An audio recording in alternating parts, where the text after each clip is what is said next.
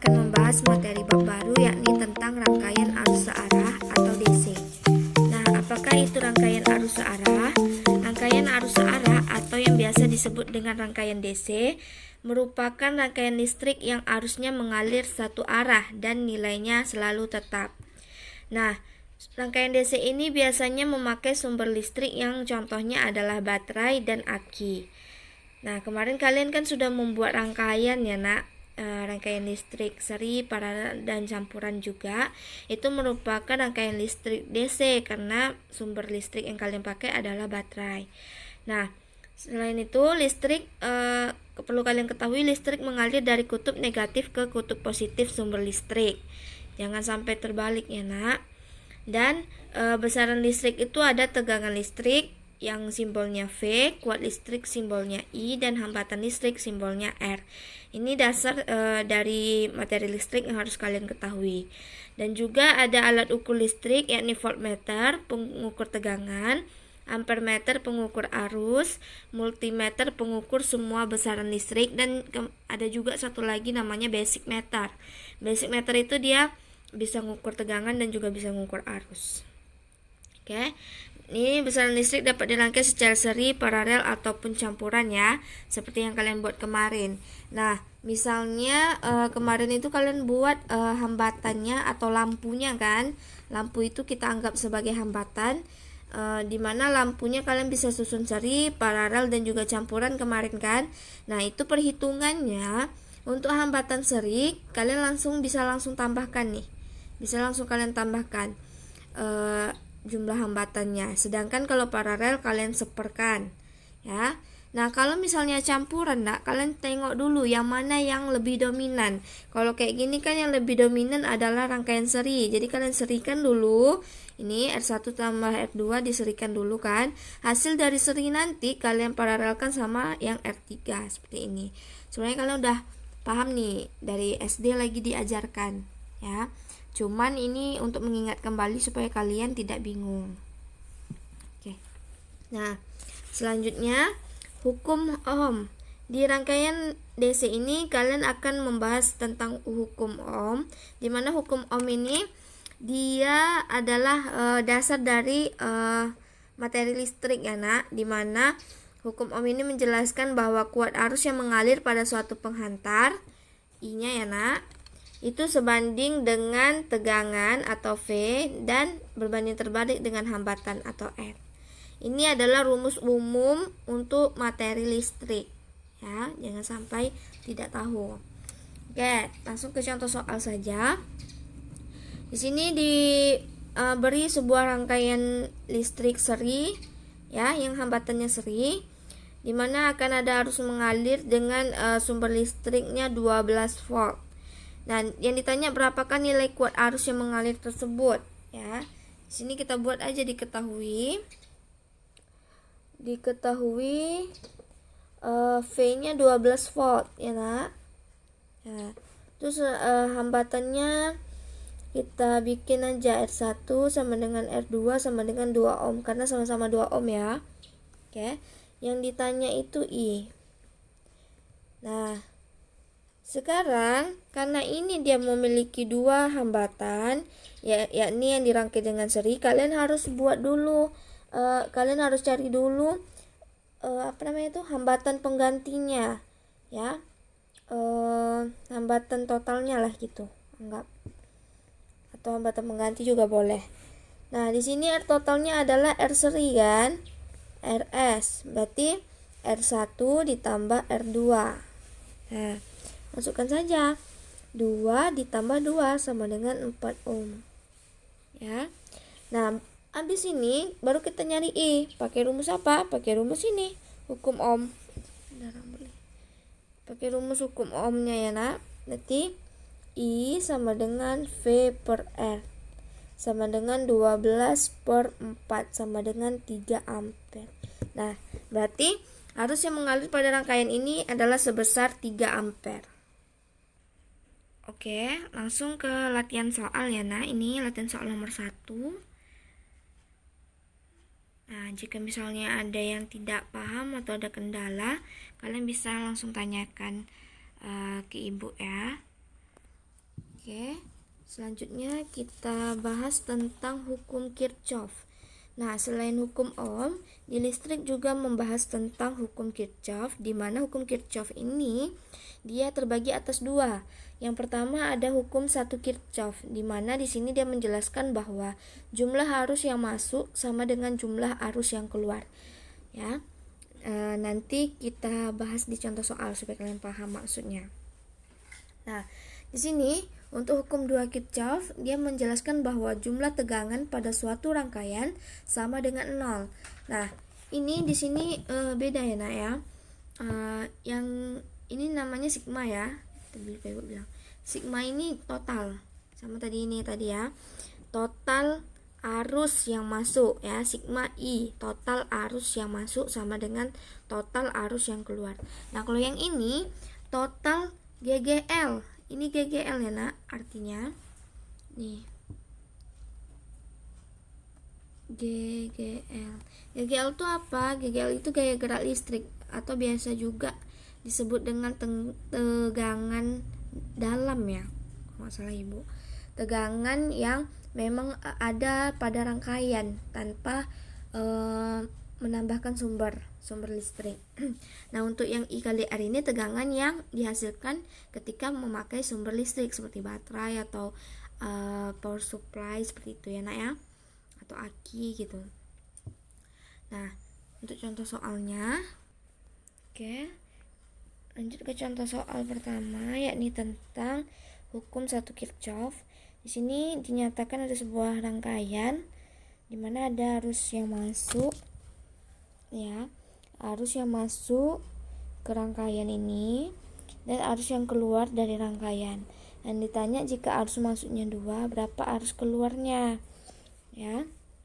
Nah, seperti yang dinyatakan oleh Kirchhoff, jumlah total arus yang masuk itu sama dengan arus yang keluar. Jadi kalau yang masuknya 2 ampere, berarti yang keluarnya adalah 2 ampere juga. Berarti langsung aja ya nak, I1 sama dengan I2 sama dengan 2 ampere. Dah, selesai. Oke, ini untuk contoh soal hukum Kirchhoff 1. Nah, untuk contoh soal hukum 2 Kirchhoff ya, hukum Kirchhoff yang kedua. Di sini ada rangkaian di mana ada GGL dan juga ada hambatannya ya nak. Nah, berapakah kuat arus yang mengalir dari rangkaian ini? Kita pakai rumus hukum Kirchhoff 2 yang ini ya nak. Nah, untuk hukum 2 Kirchhoff ini kalian harus menentukan loop. Loop itu adalah aliran arus listriknya gitu. Nah, untuk penentuan loop itu nak, sebenarnya kalau misalnya kalian salah menentukan arah, sebenarnya tidak masalah sih, dia bebas. Cuma nanti hasil akhirnya berbeda. Nah, untuk penentuan loop itu kalian perlu menentukan mana kutub positif dan kutub negatif sumber tersebut ya. Jadi Ibu jelaskan ya. Kutub positif itu garisnya lebih panjang nak, yang ini. Sedangkan kutub negatif itu garisnya lebih pendek. Untuk loop itu kan aliran arus listrik pada rangkaian tersebut. Nah, aliran arusnya itu dari kutub positif ke kutub negatif. Awal di video ini tadi Ibu bilang kalau listrik itu mengalir dari negatif ke positif kan. Nah, sedangkan di sini Ibu bilang malah alirannya itu mengalir dari positif ke negatif. Nah, itu sebenarnya tidak salah nak pernyataan tersebut. Cuman ada kalanya aliran arus listrik itu tidak bergantung pada aliran elektron. Biasanya kan arus itu kan melambangkan bagaimana aliran elektron pada rangkaian tersebut. Makanya tadi di awal Ibu bilang bahwa aliran listrik itu mengalir dari kutub negatif ke kutub positif. Sedangkan yang ini untuk penentuan loop kita perlu dari kutub positif ke kutub negatif ya. Jadi aliran arus listrik yang sebenarnya itu adalah dari kutub positif ke kutub negatif. Sedangkan yang Ibu bilang di awal tadi itu merupakan aliran elektron yang biasanya elektron itu kan dari negatif ke positif. Oke, jadi jangan sampai salah. Nah, yang positifnya ini, negatifnya ini, otomatis nanti arahnya seperti ini kan, Nak? Nih. Nah, seperti itu arah loopnya. Nah, oke. Nah, kalau di sini, Nak, untuk perjanjian tanda, tadi kan loopnya kan harus dari positif ke negatif. Nah, tergantung rangkaiannya nanti. Jika rangkaiannya nanti dia menyatakan, kalau di sini kan Ibu lupa tadi menulisnya. Misalnya Ibu nyatain kalau rangkaian ini arusnya itu dari arusnya mengalir dari sini nih. Nih. Nah, berarti arusnya mengalir dari kutub negatif ya kan? Arusnya mengalir. Nah, dari kutub negatif berarti nanti kalau dia ketemu di kutub negatif duluan, nilainya negatif. Sedangkan nanti kalau misalnya dia ketemu di kutub positif duluan, berarti nanti nilainya positif. Nah, biar kalian paham langsung kita jawab ya, Nak.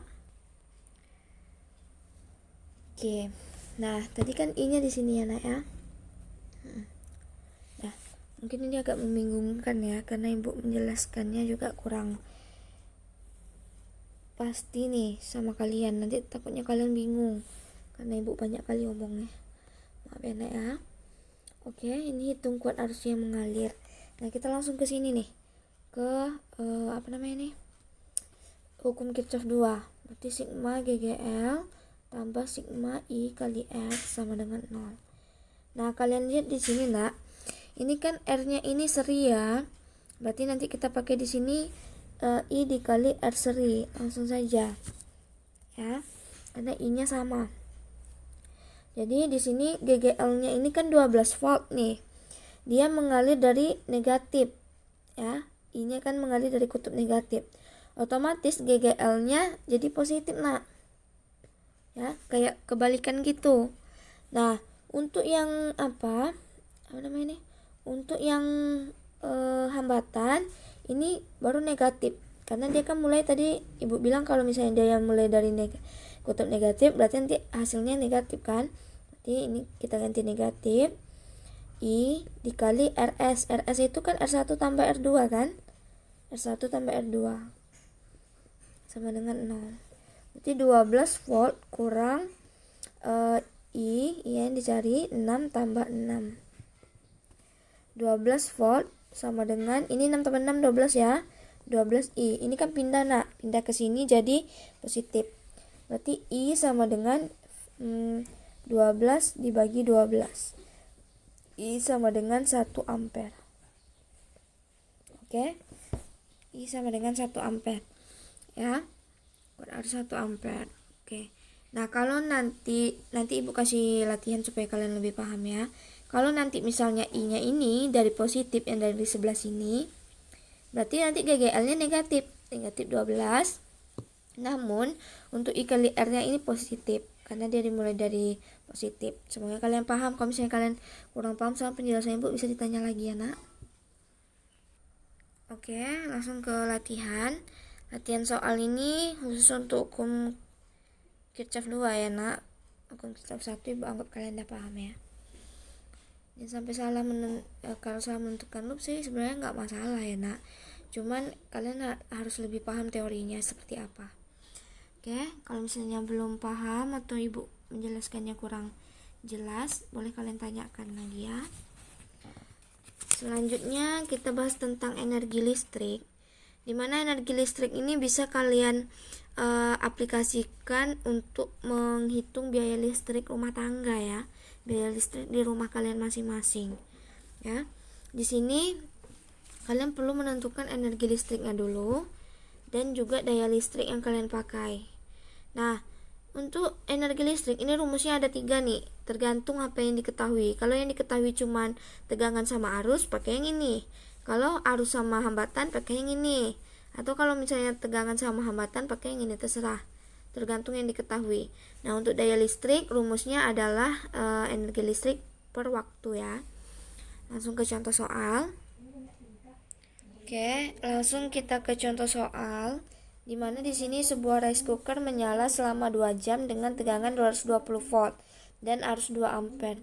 Berapakah daya listrik yang diperlukan? Nah, di sini yang diketahui kan ada T sama dengan 2 jam. Terus V sama dengan 220 volt.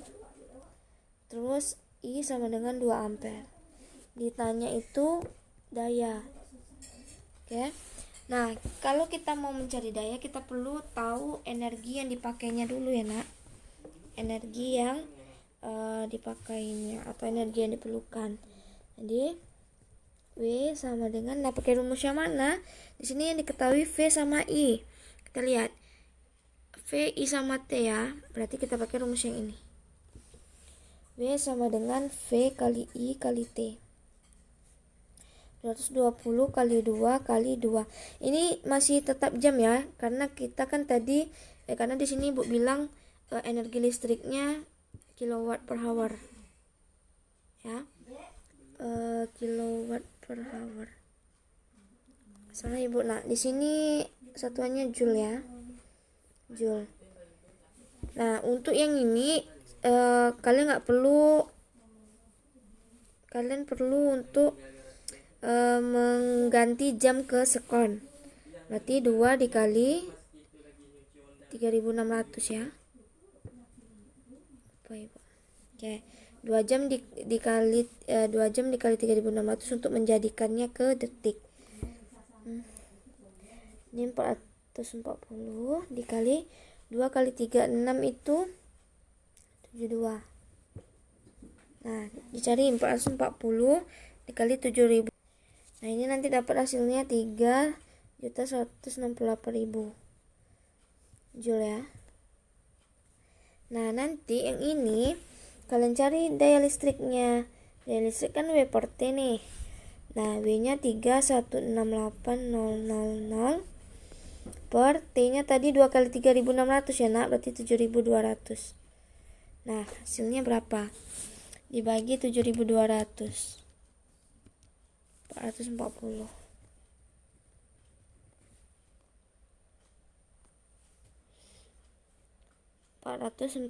Watt. Oke. Ya. Oke, seperti ini ya, Nak. Nanti kalau misalnya belum paham bisa ditanya langsung ke Ibu. Ini langsung ke latihan soal. Ya. Kalau ada kendala bisa ditanyakan ke Ibu. Ini latihan soal nomor 3 ya. Oke, langsung lanjut kita ke medan magnetik ya, Nak. Ini bab yang selanjutnya. Ini Bu lanjutkan aja supaya bisa mengejar materi, karena kalian udah kelas 12. Di semester ini materi harus habis ya, Nak. Dan kita juga banyak libur kemarin. Jadi ini Bu lanjutkan ke bab baru yakni tentang medan magnetik, dimana di sini akan membahas tentang induksi magnetik, kuat medan magnet lah intinya pembahasan di bab ini. Dimana medan magnet adalah daerah yang masih dipengaruhi oleh magnet. Nah, induksi magnetik sendiri merupakan kuat medan magnet yang dipengaruhi oleh arus listrik yang mengalir pada benda. Oke. Untuk induksi magnetik ini akan ada membahas tentang dua hukum, yakni hukum Biot-Savart dan hukum Ampere. Dimana awalnya kita akan bahas hukum Biot-Savart. Hukum Biot-Savart ini menjelaskan bahwa sebuah penghantar kawat berarus listrik dapat menimbulkan medan magnet berupa lingkaran di sekitar kawat. Nah, ini hukum Biot-Savart ini berlaku pada penghantar lurus dan juga penghantar melingkar, dimana rumusnya beda ya. Untuk penghantar lurus kita pakai yang ini, tidak ada N-nya. Dimana bedanya di sini untuk penghantar lurus itu kita tidak memakai N ya. Kalau penghantar melingkar kita memakai N. Nah, kalau di penghantar melingkar malah tidak ada pi. Ini bacanya mu 0 kali I per 2 pi kali A. Yang ini mu 0 kali I kali N per 2A. Ini keterangannya ya, Nak. I itu kuat arus, B itu medan magnet. Ya. Oke, untuk hukum Ampere ini Ibu cepatkan saja ya. Hukum Ampere ini menjelaskan bahwa semua lintasan tertutup yang mengelilingi penghantar berarus akan menghasilkan medan magnet juga sedemikian rupa. Dimana di sini kita akan membahas bendanya itu ada toroid dan juga solenoid ya. Toroid ini dia macam donat gitu dia nak bentuknya. Kalau solenoid ini dia lebih ke macam seperti kawat gitu. Cuman dia akan ada jumlah lilitan. Ini keterangannya cuman nambah L aja ya nak di sini. Ya, ini ada panjang solenoidnya sendiri. Nah, contoh soalnya nanti akan Ibu bahas di akhir sekali latihan soal. Ini materinya dulu, silakan dipahami. Oke, kalau misalnya kurang paham bisa tanyakan ke Ibu. Lanjut ke gaya magnet. Nah, untuk gaya magnet biasanya biasanya di gaya magnet ini yang paling populer itu adalah gaya magnet yang dipopulerkan oleh Lorentz ya, yang biasa disebut dengan gaya Lorentz juga. Dimana gaya Lorentz ini dia mengemukakan bahwa gayanya itu akan sebesar gaya Lorentz atau gaya magnet itu akan sama besarnya dengan atau sebanding dengan medan magnet, arus dan panjang kawat atau panjang bendanya. Dan juga kalau misalnya ada sudut kita pakai sin alfanya. Namun kalau misalnya tidak ada sudut, sin alfanya bisa kita hilangkan. Jadi cuman F sama dengan BIL aja. Oke. Di sini dibilang bahwa arah gaya magnet ini ditentukan dengan kaidah tangan kanan. Ya nak. Arah gaya magnet itu sama kayak dengan arah tangan kanan kita. Nih. Misalnya ini tangan kanan kita ya nak. Nih tangan kanan kita. Ya. Dia bilang di sini bahwa arah F itu ditunjukkan oleh telapak tangan. Berarti F-nya ini telapak tangan ini ya nak. Oke. Nah, kalau untuk I itu jempol. Nih, jempol. Nah, kalau untuk medan magnet itu 4 jarinya. Jadi kalau misalnya arah I-nya ke atas ya, arah I-nya ke atas. Arah I-nya ke atas, terus nanti misalnya dia bilang F-nya itu ke kanan, berarti B-nya kemana? Nih, B-nya berarti ke depan, seperti itu ya, tergantung kaidah tangan kanannya. Maaf, tangan Ibu kotor pula jadinya. Oke. Nah, nanti kita bahas nanti di contoh soal. Nah, untuk gaya magnet yang lain ketika muatannya bergerak, kita bisa pakai rumus yang ini. B dikali Q V. Q muatan, V-nya kecepatan. Nah, selain itu ada flux magnet, di mana flux magnet ini adalah banyaknya garis medan magnet pada suatu luas daerah yang dilingkupinya. Ya, ini ada luas dikali medan magnet. Oke.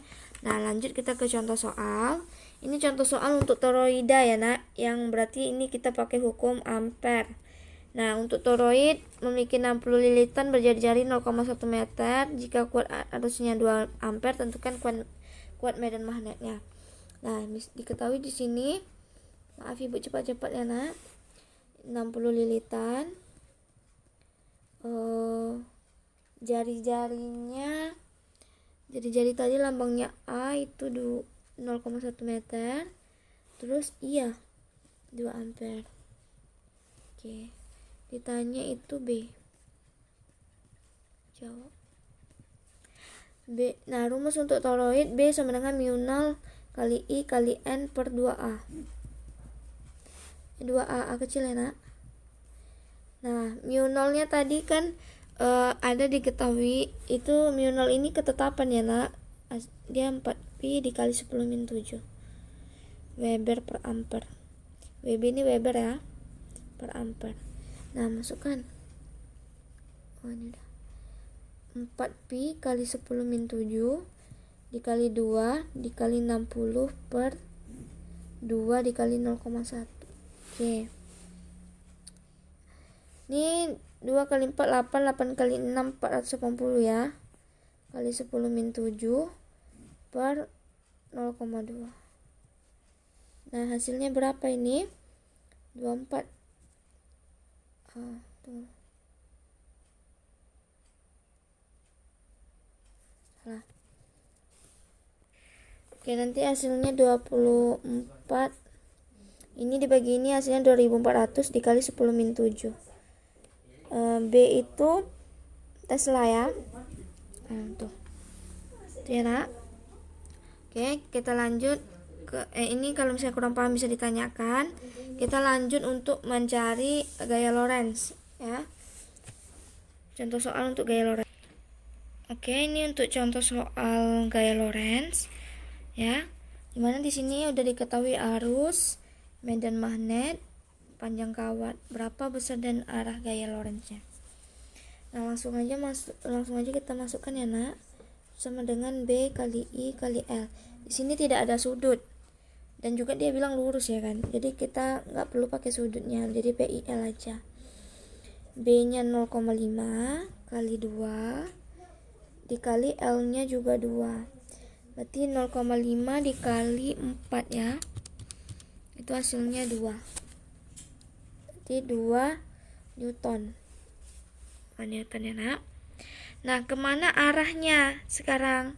Yang jadi pertanyaan. Dia bilang di sini medan magnet arahnya ke kiri. Nah, medan magnet tadi itu ditunjukkan oleh 4 jari. Ini 4 jari ya.